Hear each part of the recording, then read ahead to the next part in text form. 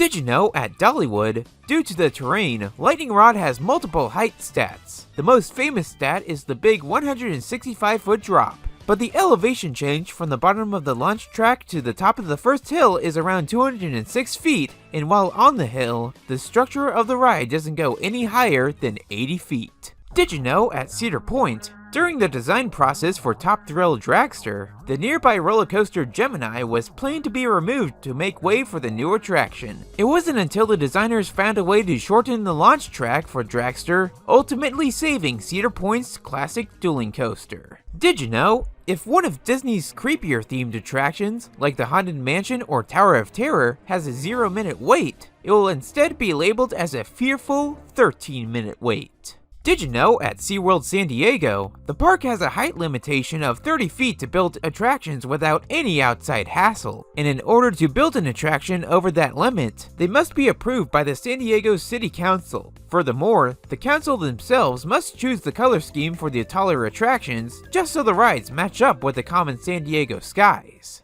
Did you know on various magnetic launched coasters, misters are sometimes used on the launch mechanisms. Their purpose is to cool down the magnets to prevent any overheating. Did you know, during the creation of Universal's Transformers The Ride, the director for the Transformers films, Michael Bay, originally didn't approve of the ride's creation, as he spoke on the lines of not liking theme park attractions. It wasn't until Universal suggested that he would ride The Amazing Adventures of Spider-Man at Florida's Islands of Adventure, and after experiencing that attraction once, Michael Bay called over Universal, saying that he would love to have a Transformers ride that is basically a more advanced version of Spider-Man at Islands of Adventure. Did you know at Cedar Point, Magnum XL200 was actually named after the hit 80s TV show Magnum P.I., and they further added the XL200 for the ride being extra long and standing just over 200 feet.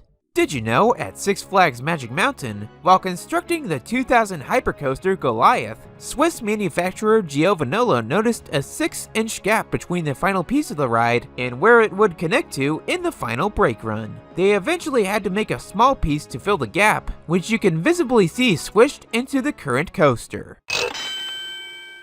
Did you know at Disney California Adventure, when you look up at the blinking yellow traffic light in Cars Land, every third blink is much slower than the other two blinks. This is actually referencing a line in the original Cars film, where the retro van named Fillmore says this.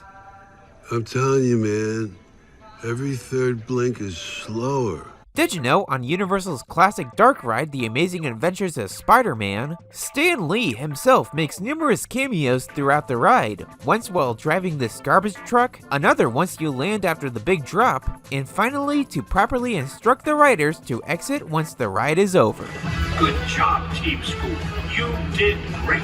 Now when the scoop comes to a stop, carefully raise your lap bar and exit the vehicle.